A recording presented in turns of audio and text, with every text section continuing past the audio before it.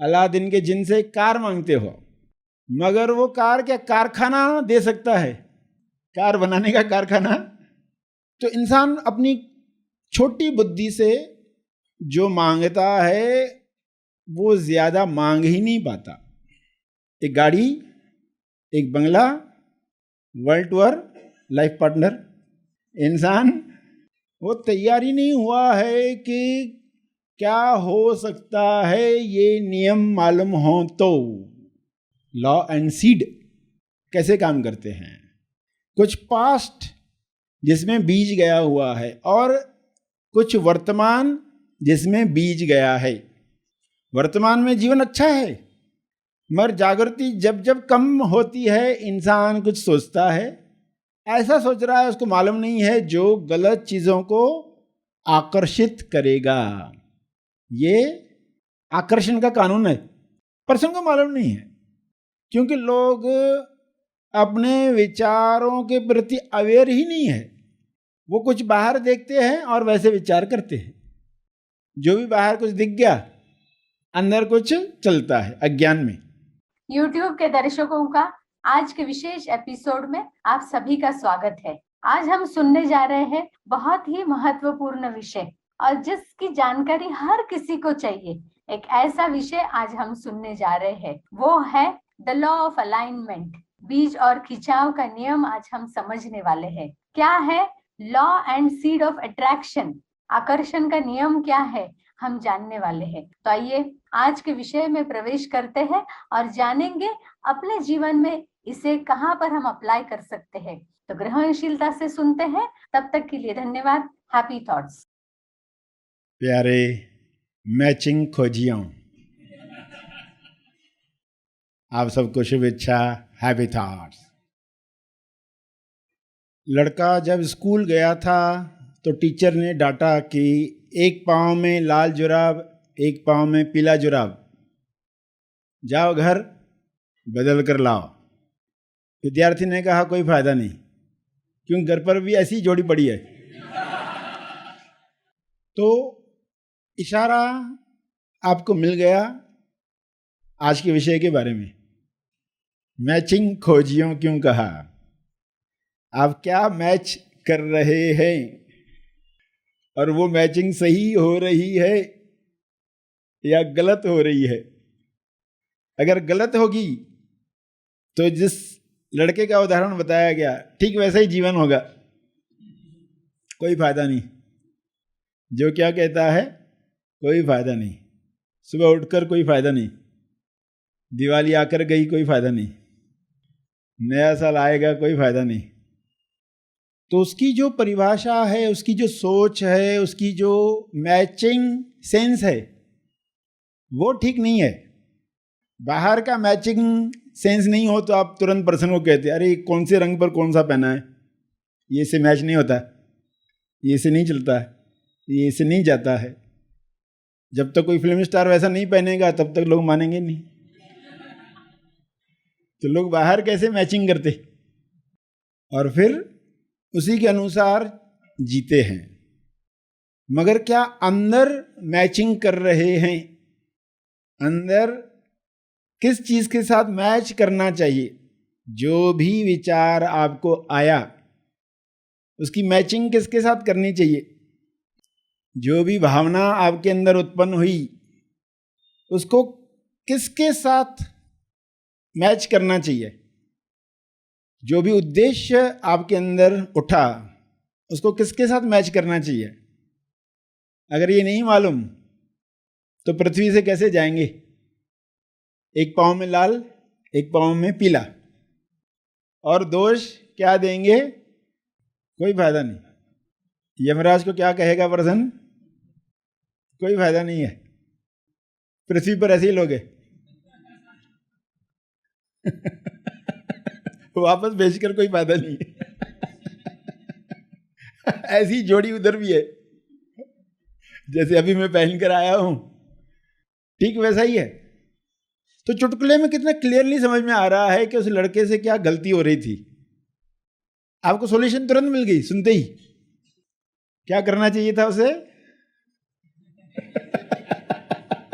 सिर्फ अदला बदली करनी थी, लाल के साथ लाल, पीले के साथ पीला, सिर्फ एक निकाल के दूसरे में जोड़ता और एक निकाल के इधर डालता, और दो दो जोड़ियां मिल जाती, एक नहीं दो दो मिल जाती। तो क्या जीवन में इतना ही सहज हो सकता है मैच करना? अपने अंदर आपको जो मैच करना है इतना ही सिंपल हो सकता है?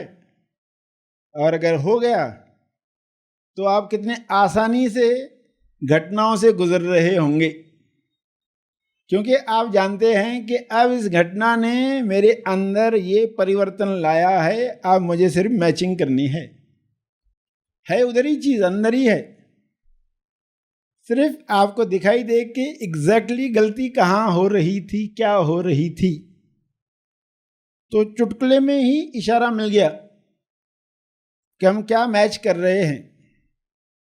जिसके साथ दोस्ती करनी चाहिए उसके साथ दुश्मनी कर रहे हैं, जिसके साथ दुश्मनी करनी चाहिए, दूर रखने की दुश्मनी, उसके साथ दोस्ती कर रहे हैं। कुछ चीजों को आप दूर रखते हैं क्योंकि वो आपका चुनाव नहीं है। करोड़ों चीजें हैं भरी हुई समुंदर में, आपको चुनाव करना है आप कौन सा एक्सपीरियंस लेना चाहते हो। जो एक्सपीरियंस आपको नहीं लेना है उनसे दोस्ती करोगे, भले नहीं चाहिए बोलकर, तू नहीं चाहिए तो भी दोस्ती हो जाएगी। तू नहीं चाहिए कह कर दोस्ती हो जाएगी। तो फिर ऐसे ही होगा, एक लाल और एक पीला, और टीचर की पिटाई। कुदरत टीचर है ना डंडा मार के, चलो ये कानून है स्कूल का। तो ये बात समझ में आ गई, तो फिर मैचिंग कैसे करना है। तो आज के विषय का शीर्षक सुनोगे तो और बात पकड़ में आ जाएगी। शीर्षक है आज का law and seed of attraction, यानी बीज और आकर्षण का कानून। आप किसके साथ दोस्ती कर रहे हो, आप किसके साथ दुश्मनी कर रहे हो, ठीक उल्टा तो नहीं हो रहा है। तो इंसान को अपने जीवन में ये सेंस लाना है। ये कानून सीकर, कुदरत छड़ी मारती है टीचर की तरह, तो दुर्भावना से नहीं, इस भावना से कि पर्सन को समझ में आ जाए मैचिंग कैसे करते हैं, मैचिंग सेंस क्या है, उसका वो सेंस डेवलप किया जाता है। घटनाओं में सेंस डेवलप होता है। तो विषय सुना आपने, उसमें इशारा क्या मिला कि सीड बीज और आकर्षण अट्रैक्शन खिंचाव का कानून क्या है। तो ये सिखाने के लिए इशारे होते हैं। समझदार इशारे से समझ जाए कि हाँ, अगर ये कानून काम कर रहा है, ये अदृश्य नियम काम कर रहा है, तो मुझे इस पर काम करना है। तो विचार नियम एक बहुत बड़ी टॉपिक है, उसके अंश हैं, छोटे छोटे अंश हैं। जैसे बीज का नियम, जैसे है खिंचाव का नियम, लॉ ऑफ अट्रैक्शन अंश है। विचार नियम विस्तार है, विचार नियम सोर्स तक ले जाता है। विचार नियम मौन इन एक्शन में लेकर जाता है। लोग जब ऊपरी ऊपरी अर्थ समझते, सिर्फ कुछ बातें समझते हैं, तो बहुत छोटा उपयोग करते हैं उस चीज का। जैसे आप अलादीन के जिन से एक माचिस मांगते हो, अलादीन के जिन से एक कार मांगते हो, मगर वो कार क्या कारखाना दे सकता है? कार क्या कारखाना दे सकता है? माचिस बनाने का कारखाना, कार बनाने का कारखाना। तो इंसान अपनी छोटी बुद्धि से जो मांगता है वो ज्यादा मांग ही नहीं पाता। एक गाड़ी, एक बंगला, वर्ल्ड टूर, लाइफ पार्टनर, इंसान, क्योंकि वो तैयारी नहीं हुआ है। वो तैयारी नहीं हुआ है कि क्या हो सकता है ये नियम मालूम हो तो विचार नियम तो आप अलग अलग प्रवचनों से समझ रहे हो, पुस्तकों से पढ़ रहे हो, और जितनी बार पढ़ते हो उसकी डेप्थ मिलते जाती है। उसके जो अंश हैं कुछ, उन पर भी बात कर रहे हैं कि ये कैसे काम करते हैं, लॉ कैसे काम करता है, लॉ एंड सीड कैसे काम करते हैं। कुछ पास्ट जिसमें बीज गया हुआ है और कुछ वर्तमान जिसमें बीज गया है। वर्तमान में जीवन अच्छा है, मगर जागृति जब जब कम होती है इंसान कुछ सोचता है, ऐसा सोच रहा है, उसको मालूम नहीं है जो गलत चीजों को आकर्षित करेगा। ये आकर्षण का कानून है, पर्सन को मालूम नहीं है, क्योंकि लोग अपने विचारों के प्रति अवेयर ही नहीं है। वो कुछ बाहर देखते हैं और वैसे विचार करते हैं। जो भी बाहर कुछ दिख गया, अंदर कुछ चलता है अज्ञान में।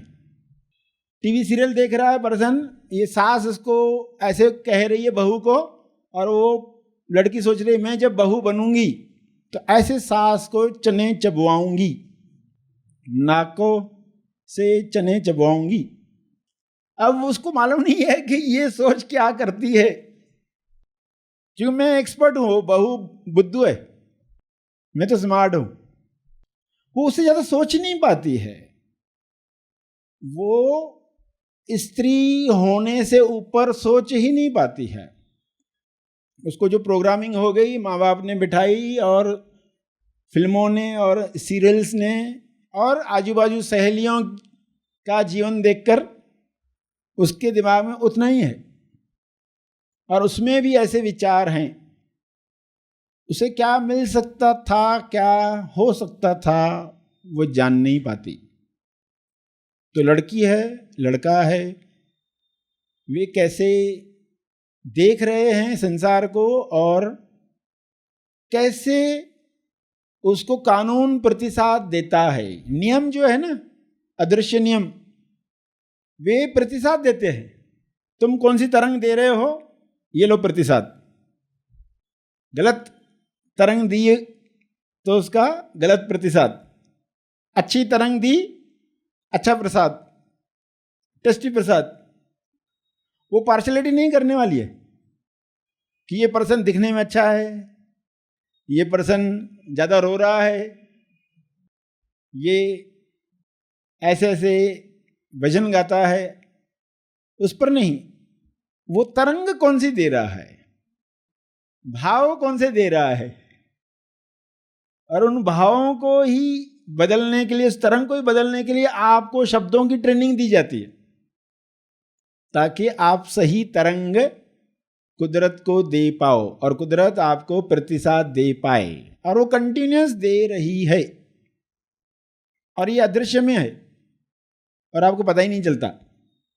तो जीवन बहुत अच्छा चल रहा है, और अगर आपने अवेयरनेस छोड़ दी, अभी बहुत जीवन अच्छा हो गया ना, अभी अवेयरनेस की आवश्यकता नहीं है, श्रवण की आवश्यकता नहीं है। क्या हो सकता है, एक वर्तमान में विचार चलते हैं। ऐसा भी हो जाता, पुष्प विमान देखकर ऐसे हम ट्रैवल करते, ऐसे वर्ल्ड टूर करते।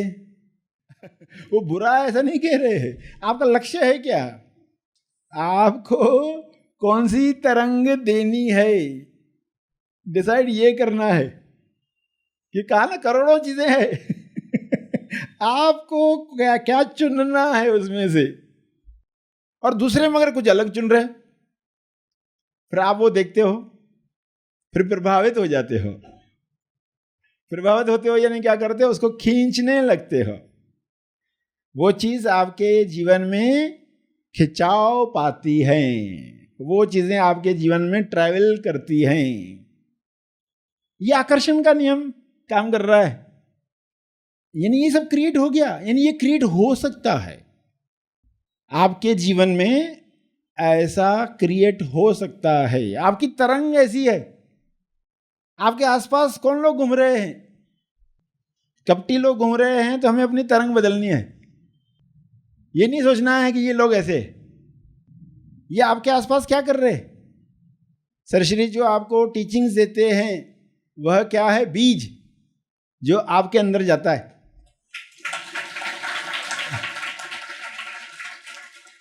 और अंकुरित होता है, उसको भूमि मिले, उसको वेलकम किया जाए।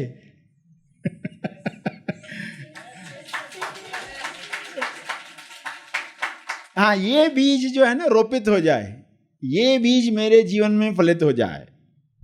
और बीज के बारे में तो आप जानते हैं, वो अंकुरित होता है, अचानक एक दिन दिखता है। आप रोज जा रहे हो खेत देखने के लिए, आपको जमीन दिखती है और एक दिन देखते हो अंकुरित आ गए, छोटे छोटे अंकुर फूट गए। तो अचानक आप देखते हो कि आप जीवन में कुछ बदल गया है, तरंग बदल गई है। लोग उतने बुरे नहीं लग रहे जितने पहले लगते थे। शक्ल कैसी भी हो, मगर अभी हमें उस शक्ल में भी करुणा आ रही है। आप उधर सेल्फ ही देख रहे हो कि सेल्फ कैसी अवस्था में है, वहां सेल्फ कैसी अवस्था में है, बाहर आने के लिए छटपटा रहा है, तो हम उसको मदद करें, है ना। अंदर बच्चा है, वो बच्चा बाहर आना चाहता है, तो हम मदद करते हैं ना, इस बच्चे को बाहर आने दो। आप बच्चे को पुकारोगे तो कैसे पुकारोगे? बच्चे को प्यार से ही पुकारते हो। तो आप सामने वाले से बात करोगे, कैसे बात करोगे? प्यार से ही बात करने वाले हो, ताकि वो बाहर आए, वो बच्चा जो है ना वो बाहर आए। सेल्फ जो वहां खुलना चाहता है और वो आपके संपर्क में आया है, खुलने के लिए आया है, तो उनको वैसे ही पुकारो। सभी के अंदर self same to same matching है पूरी। इसलिए आनंद आता है ना। ये आनंद ही तुरंत रिवॉर्ड है कुदरत का कि आप सही जा रहे हो। कुदरत इतने खूबसूरत तरीके से गाइड कर रही है और बता रही है कि आप सही दिशा में सोच रहे हो कि गलत दिशा में सोच रहे हो। और क्या चाहिए इंसान को? सिर्फ पहचान मिसिंग है, इस वजह से इंसान उदास जीता है। या जब मनोरंजन चल रहा होता उस वक्त उदास नहीं होता, मैं जैसे मनोरंजन समाप्त हुआ फिर उदास बैठा रहता है, बार बार मोबाइल उठा के देखता है कोई वीडियो आया, कुछ आया, कुछ आया।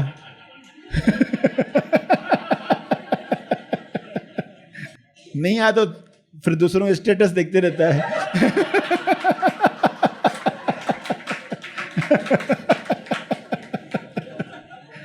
तो ये भी एक सीन है और ये भी एक सीन है जहां आपको बहुत क्लियर हो गया है कि मैं मैचिंग किस चीज के साथ करूंगा। रेफरेंस पॉइंट जो है ना वो बहुत क्लियर होनी चाहिए। इसी चीज के साथ ही मैच करना, और किसी चीज के साथ मैच नहीं करना। अंदर जो आपके है, तेजस्थान पर जो आपके है, उस तरंग के साथ मैच करना है। ये कला आपको आ जाए और वो मैच हो गया तो आपको फीलिंग तुरंत खुशी की मिल जाती है, डन की फीलिंग मिल जाती है आपको, अंदर से लाइक मिल जाता है। उस लाइक के लिए काम करना है, बाहर के लाइक्स पर नहीं। वो दुखी कर देते हैं, कितने भी लाइक्स मिले उतने नहीं मिले बोलता है पर्सन, पहले जितने मिले थे उतने नहीं मिले। तो ये कानून इतना क्लियर हो जाए, इतना पक्का हो जाए, क्योंकि पहले हम अंश सीखते हैं तो फिर पूरा हमें विचार नियम समझ में आ जाता है, सोर्स समझ में आ जाता है। मौन इन एक्शन क्या है, क्योंकि मौन इन एक्शन के बाद ही तो सब विचार शुरू हुए ना। सोर्स तक ही पहुंचना है। लोग ऊपरी ऊपरी कुछ जानकारी इकट्ठी करके सोचते हैं कि हमको सीक्रेट मालूम पड़ गया, मगर वो एक जानकारी है छोटी सी, आपको पूरा अंतर मन तक और सेल्फ तक, मौन इन रेस्ट तक समझ प्राप्त करनी है इस ज्ञान के द्वारा। तो इसकी डेप्थ है। तो आपके जीवन में ऐसा क्या चल रहा है जो आज बेहतर हो चुका है, और ऐसा क्या चल रहा है जो अभी बेहतर नहीं है। तो उसमें किसी और पर दोष लगाने के बजाय इस कानून को समझकर नए बीज डालो, और जो गलत बीज हैं उनके लिए क्षमा साधना करो, उन्हें जाने दो, उन पर रीथिंक करो। जब हम रीथिंक करते हैं ना तो उसका प्रभाव समाप्त होता है। जैसे बचपन में आपको एक रंग पसंद था, बड़े होकर आप सोचते ही नहीं हो, आपके माइंड में बड़ा ये मेरा कलर फेवरेट है, बस वही रट लगाकर इंसान जिंदगी भर जी लेता है। फिर एक बार वापस सोचना चाहिए, क्या यही रंग तुम्हारा फेवरेट है? वापस सभी रंगों को वापस से देखो, सभी रंगों को वापस से देखो, अभी क्या लग रहा है, बिना पास्ट को कंसिडर करे, बिना पैकेट के, अभी कौन सा रंग मुझे प्रभावित कर रहा है। क्योंकि अलग अलग समय पर अलग अलग रंग, आपके शरीर में जो बदलाव होते हैं उसके अनुसार भी रंगों का चयन अलग हो जाता है। अब हम वाइट का भी फायदा लेंगे, ब्लैक का भी फायदा लेंगे, दोनों का लाभ लेंगे और अपना जीवन बेहतर कर लेंगे, बेहतरीन कर लेंगे। और सेल्फ जो उच्चतम संभावना देख रहा है उसके लिए टॉस करेंगे, यानी मदद करेंगे। Help God to help you, आपको ही मदद मिलने के लिए आप मदद करते हैं, ये संभव हो सकता है। तो क्या है सीड और आकर्षण का कानून, जिसमें पंक्ति आएगी, एक समान चीजें एक दूसरे को आकर्षित करती हैं। पंक्ति क्या है, सूत्र क्या है, एक समान चीजें एक दूसरे को आकर्षित करती हैं। देखो, आज तक आपने ये कुछ बातें सुनी होंगी जिसमें कभी आपके सामने कहा गया अपोजिट अट्रैक्ट्स। जो अपोजिट होते हैं ना वो अट्रैक्ट करते हैं। और कभी आप सुनते हैं लाइक अट्रैक्ट्स लाइक।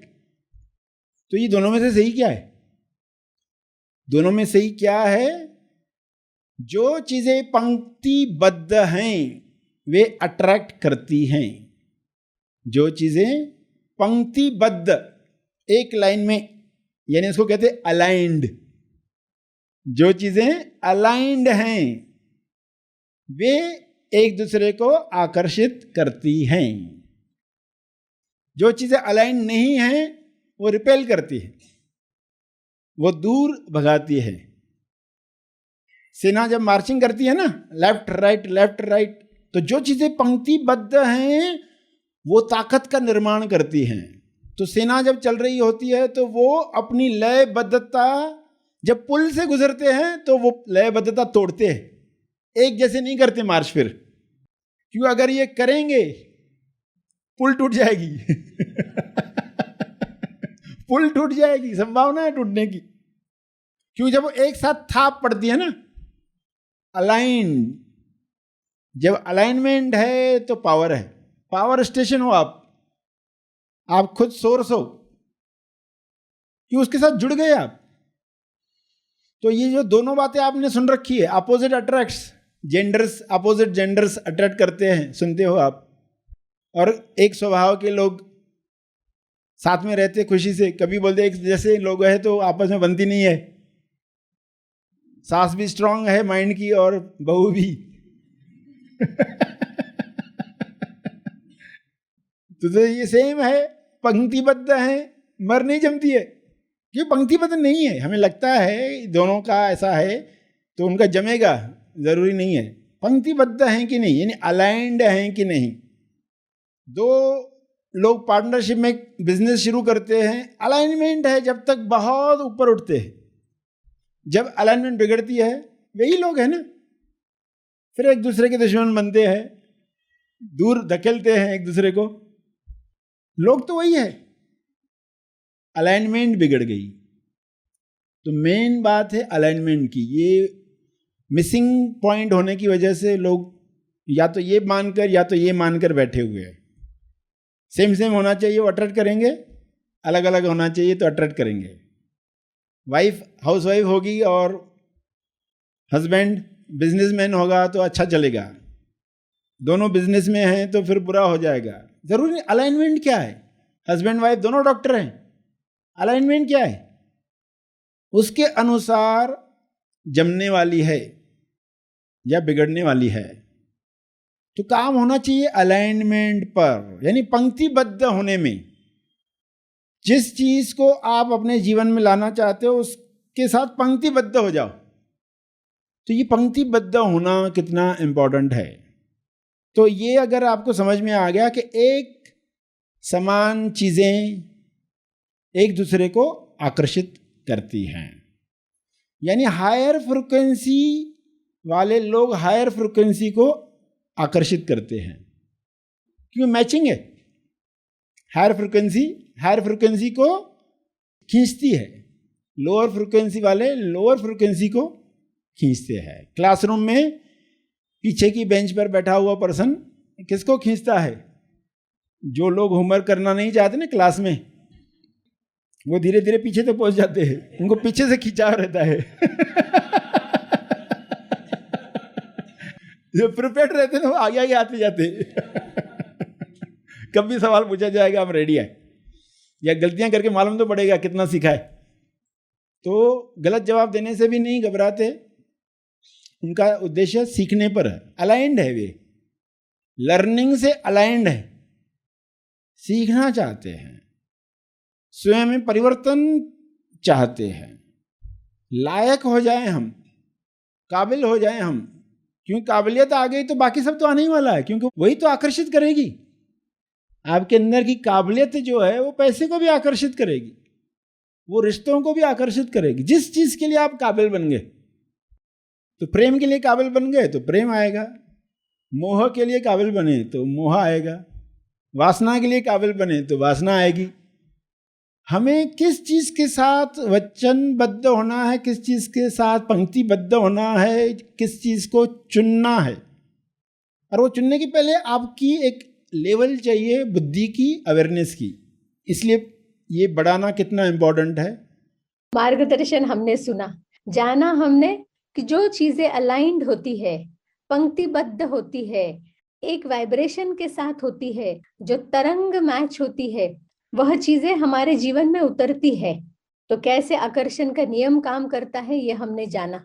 आइए कुछ महत्वपूर्ण सूचनाएं भी हम जान लेते हैं, ताकि जीवन में और तालमेल बैठने के लिए हमें मदद मिलेगी। तो कौन सी ऐसी चीजें तालमेल बनाने के लिए बड़ा महत्वपूर्ण रोल प्ले करती है? वह है मेडिटेशन।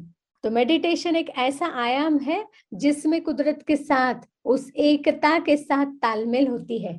ऐसा ही बहुत ही महत्वपूर्ण रिट्रीट होने जा रहा है, मिनी ध्यान वनवास शिविर, जंगल में अकेले ध्यान शिविर। इसमें हम क्या पाने वाले हैं? ध्यान द्वारा अंतर्मन की ट्रेनिंग कैसी हो इसकी समझ मिलेगी हमें। सबकॉन्शियस माइंड द्वारा ध्यान की गहराई में कैसे जाए सीखने वाले हैं हम। मेले में अकेले ध्यान कैसे कर सकते हैं? तो अब कौन सा मेला है और उसमें हम अकेले कैसे रह सकते हैं, जानेंगे हम इस मिनी वनवास ध्यान शिविर में। यह शिविर होने जा रहा है गुरुवार दिनांक 24 जून दोपहर को 1 से 4:30 बजे तक। तो हर कोई जो ध्यान में रुचि रखता है वो इस शिविर को तुरंत रजिस्टर करे, अभी रजिस्टर करे और इस शिविर का लाभ लेने के लिए वेट करे। उसके साथ साथ और एक रिट्रीट जो होने जा रहा है 27 जून दोपहर को 12:30 से लेकर 5 बजे तक। तो जैसे अब कोरोना काल चल रहा है, कई सारे लोग इस बीमारी से गुजरे हैं, घर के लोग गुजरे हैं, तो लोगों में बहुत सारा तनाव है। तो इस तनाव से मुक्ति कैसे पाए हम, इसके लिए सरशी की शिक्षाओं पर आधारित तनाव मुक्ति शिविर होने जा रहा है। टेंशन छू मंत्र, पुट स्ट्रेस टू रेस्ट। तो ये तनाव है, उसे रेस्ट पर कैसे डाले सीखने वाले हैं हम। तनाव मुक्ति के सूत्र, संतुलित जीवन कैसे जिए, learn the art of self reporting, तनाव को करे बाय बाय। तनाव जो आता है उसका सदुपयोग कैसे करे। तो इस रिट्रीट में हम गहराई से इसका मार्गदर्शन पाने वाले हैं और हम देखेंगे जिन भी लोगों ने इस रिट्रीट का लाभ लिया है, तनाव से उन्होंने मुक्ति पाई है। तो आइए हम भी तुरंत रजिस्टर करें और तनाव को बाय बाय करें। तो हम हमारे फ्रेंड्स, रिलेटिव्स जिन्हें भी हमें लगता है वे तनाव में है, तो अवश्य उनके लिए हम ये मैसेज दे सकते हैं। और फिर आने वाले संडे 20 जून को इंटरनेशनल योगा डे के उपलक्ष्य पर सुबह 7 से 8:30 बजे तक इंटरनेशनल योगा डे का सेलिब्रेशन होने जा रहा है। स्वास्थ्य 2021 आओ मनाए योग दिवस, साइंस ऑफ योगा एंड प्राणायाम, इस विषय पर हम मार्गदर्शन पाने वाले हैं। तो इसका लाभ हम ले सकते हैं। फ्री रजिस्ट्रेशन करने के लिए नीचे दिए गए लिंक पर हम संपर्क कर सकते हैं। तो आइए अब प्रार्थना का समय हुआ है। ध्यान प्रार्थना बीज डालने के लिए हम YouTube के चैनल पर जुड़ते हैं, जहां हम रोज प्रार्थना करते हैं। इस क्षण इन्हीं कुछ बातों के साथ यहाँ पर सेशन हम समाप्त करते हैं। आप सभी ने सेवा का मौका दिया, आप सभी को बहुत बहुत धन्यवाद। सरशी जी को अनंत कोटि धन्यवाद। Happy thought.